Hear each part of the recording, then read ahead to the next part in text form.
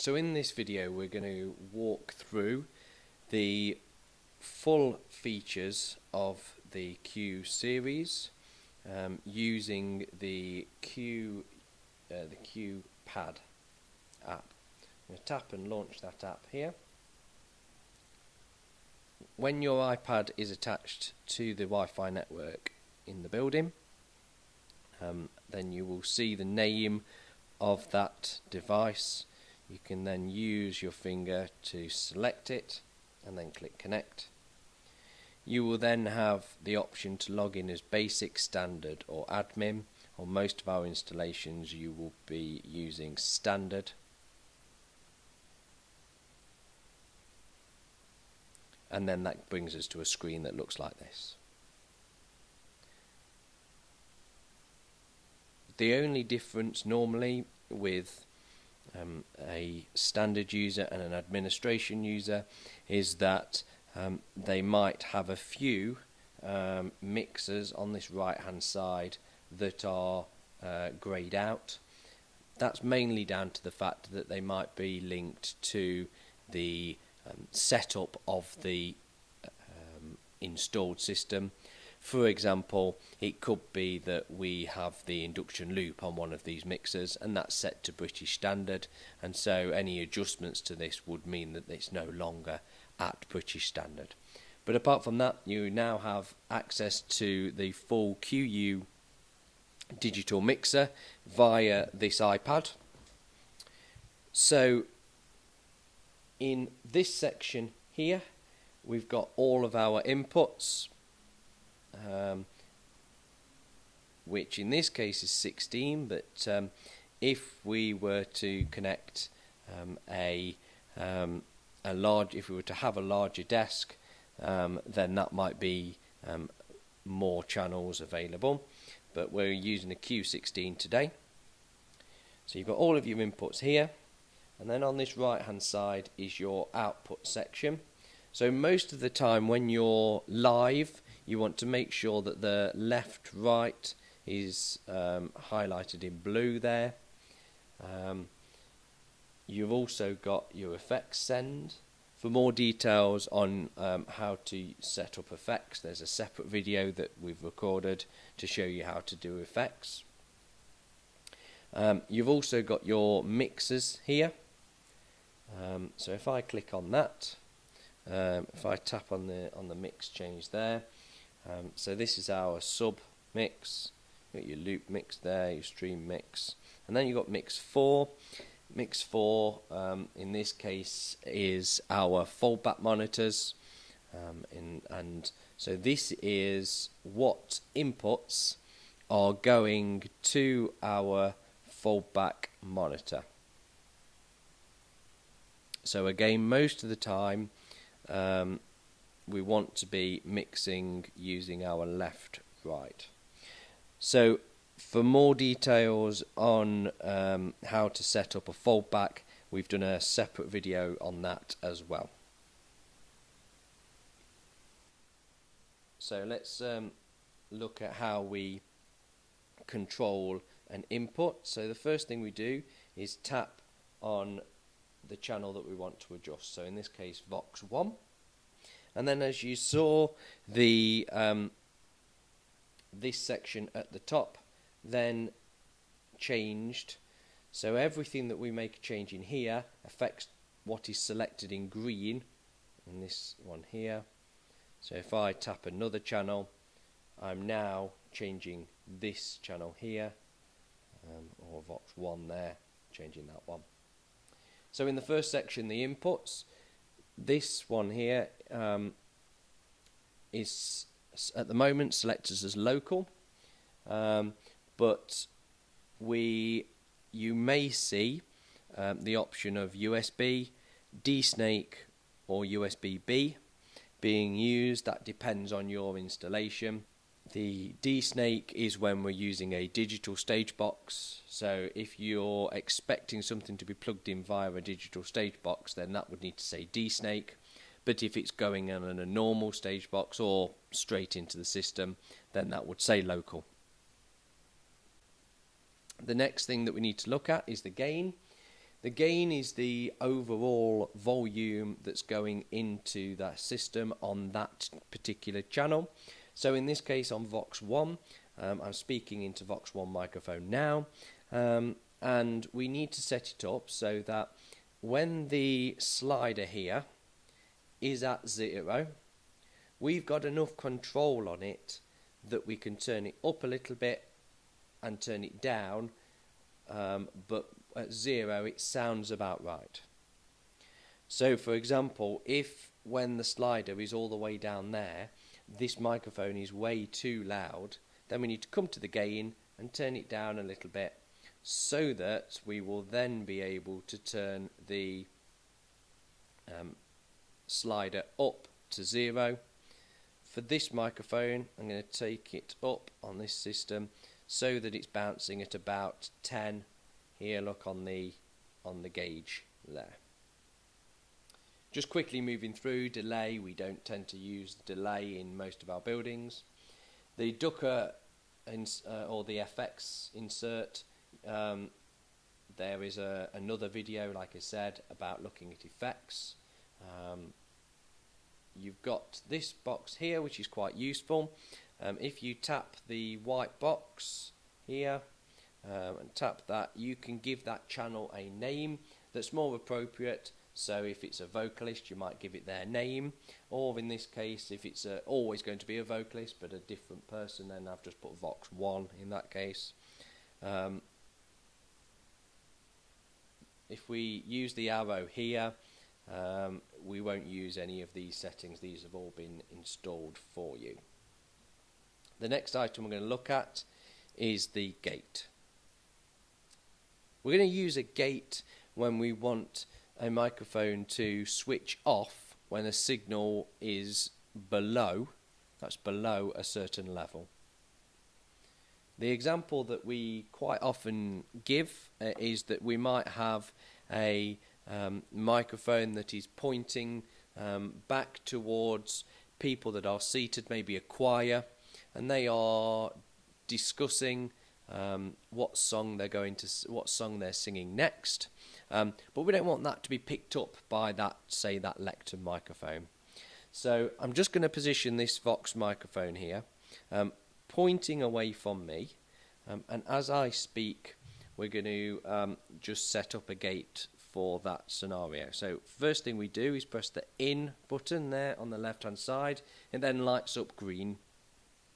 And you'll also notice that on that channel, this little red box with a G on it has appeared, which shows us that there's a gate on that channel. So first thing we're going to do is look at this bar here, which gives us an idea of what level is coming into the system when the microphone is pointed away from me, when the person isn't stood next to the microphone. So this is just the general background noise that is picking up. So what we're going to do is grab the blue dot, and we're going to drag that up to the position that just above the green. So in this case, the background noise is at about 40. We want to bring the blue dot above 40. Now we can do that using our finger, or we could bring it using this slider here if we want, but I find it easier to use the blue dot so that we're able to get it out of the way. Now you can see that in general background noise, there is now here on the right hand side a bright red gauge. This is the gate that's active. So it's actually, you can see here that although there's an input coming into the system here on the left hand side, there's nothing appearing here on the output of that channel. That's because we've got a gate in the way, and it's not until I bring the microphone up to my voice and begin to speak into it and that level on the left hand side then is raised above the blue dot, that this red, the bright red section shoots up and unlocks.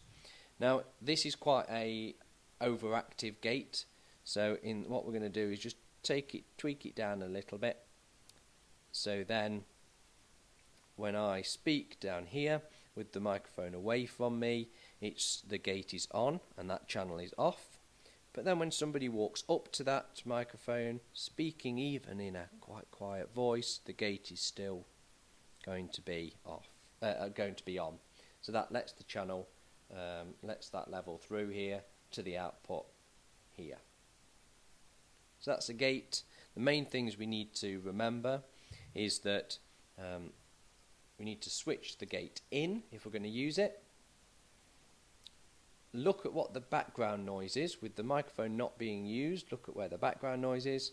Move the blue dot above that, and then just give it a test by going up to it and seeing that that gate quite nicely stays off when we are speaking. So that's a gate. I'm just going to give you an example of what that sounds like. So listening directly to the mixer while I'm talking, you can hear my voice, but when I stop talking, you will hear the mute switch on and you won't be able to hear anything at all, which is illustrated by that red gauge on the right hand side where my mouse is there. The PEQ here. So first of all, we make sure it's in place, which by default it will be.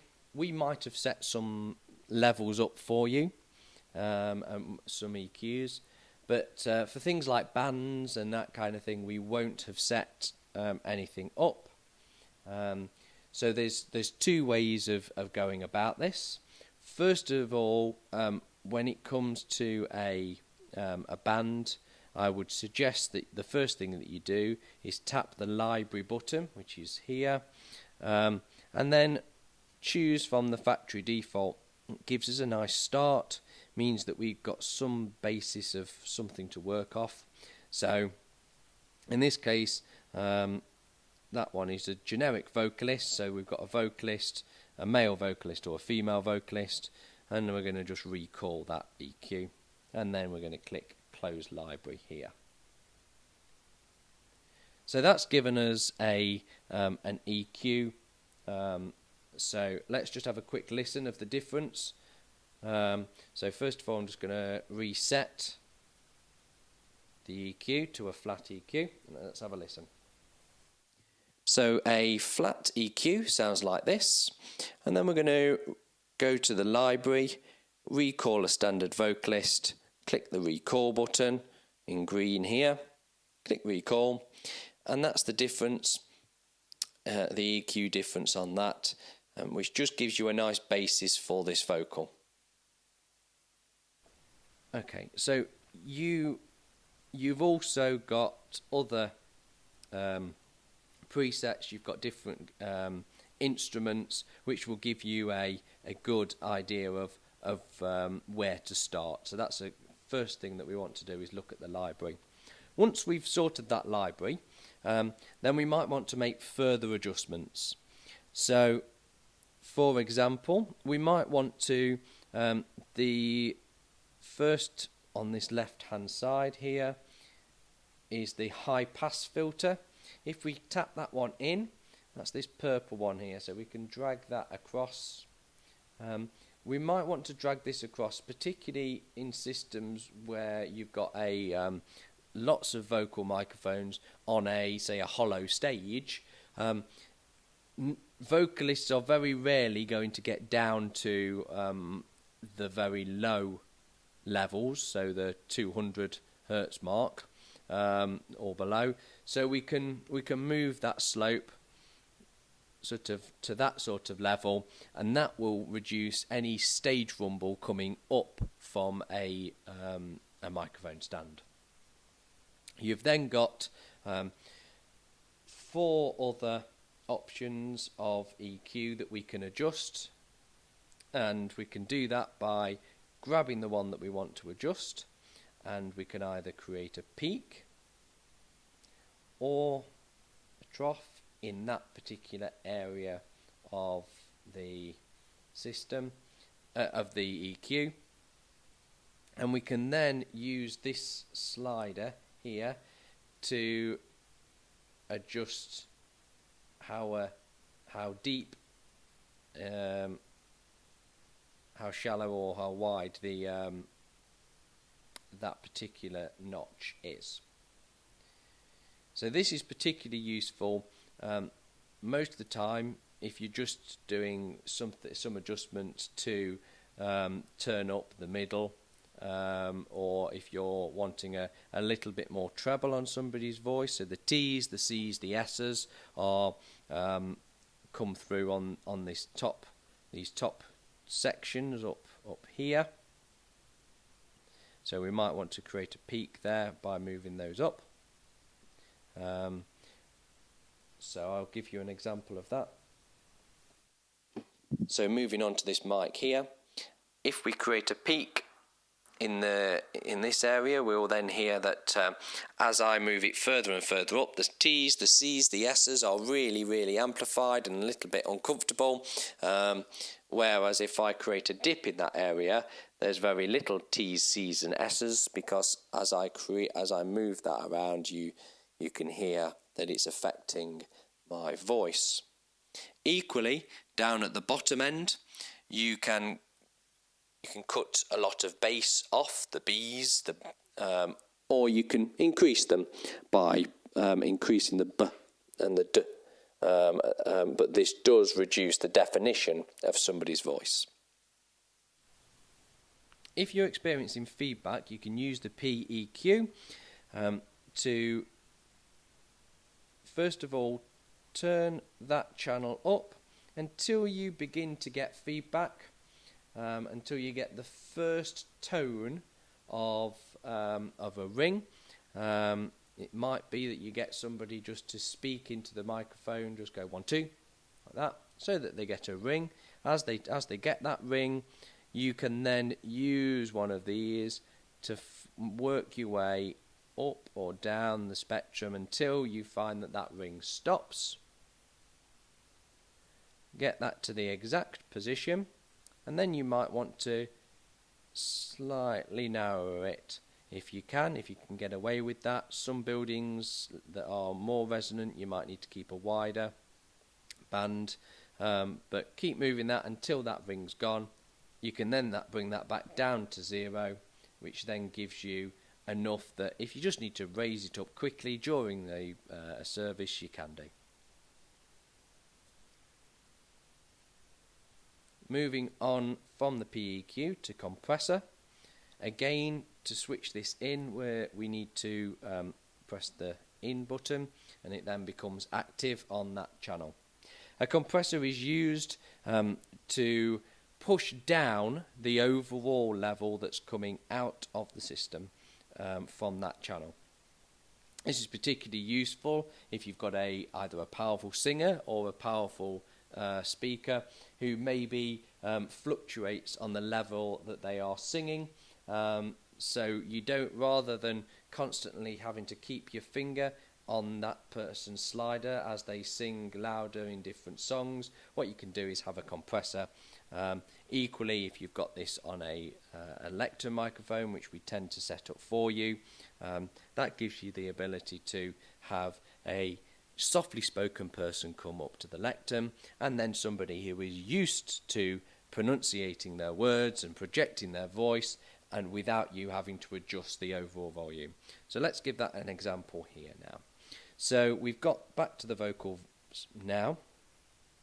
We're going to again hold the blue button there at the blue circle until we get to, so this is my normal speaking level, so we're going to bring that down to the sort of, until on the right hand side here we can see that it's just starting to, on normal speech, every now and again when I give a bit of emphasis, it's just starting to kick in. So then that means when I'm speaking in a very soft voice, like I am now, that the compressor is not being used at all. But if I raise my voice, you will see that on the right hand side here, the red bar is back. And if you compare the green bar on the left hand side to the one on the right hand side, you will see that the compressor is reducing the overall volume, which is reflected here on the output. So let's just have a listen with that in and out. So with the microphone in, this is the microphone that we're talking to now. When I am talking quite softly, it's not being used at all. But when I emphasise my voice, there is still a level of emphasis on points that I want to make, but it's not a massive difference. Whereas if I turn this compressor off now, which I'm going to, you will see a sudden jump in volume despite the fact that I am still speaking at the same volume. So that just gives us a bit of control of the compressor. So that's your compressor. Now we're going to have a look at the tabs here on the left hand side. So like I said, these here are all of your inputs in channel order. You've also got all of your mixers here. So now we're going to look at mixers. Mixers are outputs.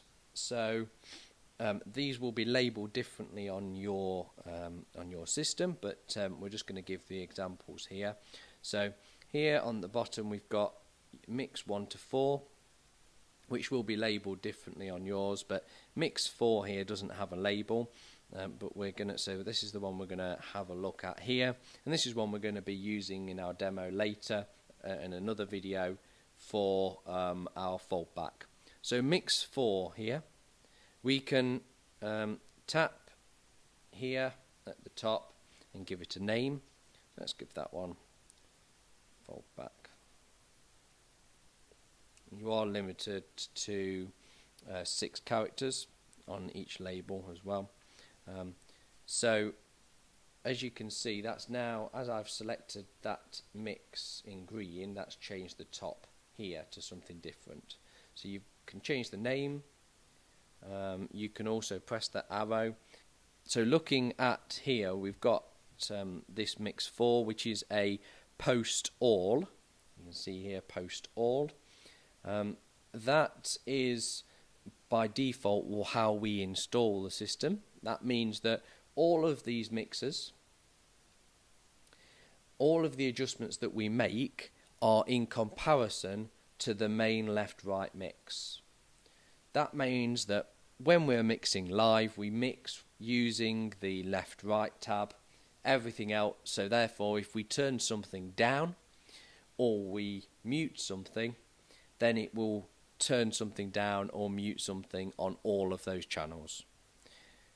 If you do want to use a pre-fader on any of your foldbacks, that's fine, but it does increase the chances of feedback because it's not in comparison to the overall, and it does mean that you do have to, if you do get feedback, turn that channel down. So we don't advise that, but it is possible.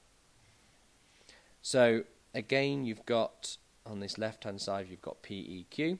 So that's the overall EQ out of that channel. A sub EQ might look something a bit like this, because what we're doing there is we are amplifying the lower frequencies and giving a cut to the higher frequencies, because a sub speaker does not operate at those high frequencies. You've also got a GEQ, which is where we sometimes use this in our very ambient buildings. So that will be switched in, and we might just have one frequency that is particularly reverberant in that building, one or two that is particularly reverberant in that building, and therefore we just don't have that amplified out of those outputs. Soft keys, we might have assigned a few soft keys on your system to recall certain presets, so they can be done here. You can also go into the admin login and assign what a soft key does, so you can make it adjust your effects, or you can make it recall a preset or recall a scene. It just gives you quick access to certain actions. And then custom layers. Now at the moment we haven't got custom layers set up, so custom layers are the quickest way to get groups of channels together. So let's set up a custom layer. So up at the top here we've got setup, and then we want to be using strips and then inputs for this case. So on custom 1, I'm going to put all of my band inputs on one custom layer, and then I'm going to choose custom 2 and put these microphones here and my stereo inputs on another channel. This means that I have quick access, if I go back to processing, to my band on custom 1 and my speech microphones and line inputs on custom 2. This is great for having quick access to your band and quick access to your speech microphones for different parts of your service, without having to scroll up and find the channel and scroll down and find the channel. Particularly useful for that.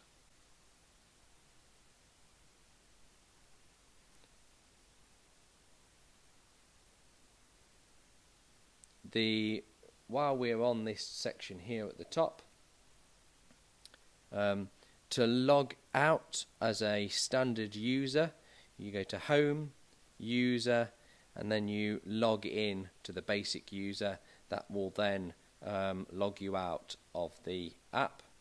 Also is scenes. Click scenes here. Scenes can be used in lots of different ways. So they can be used for things like adjusting a custom layer. We've got a whole video on scenes and why we use scenes. So have a look at that because that looks in more detail at different ways of using scenes for the EQ and different bands. So have a look at the scenes video. The I/O patching. This tends to be locked out if you're not logged into administrator, as that gives us routing for your monitors and your USB audio, so it's a little bit more complicated. So that's our walkthrough of the QPad app. Like I say, there's many more videos which go into more detail. And there are also some videos which go over very simple operation.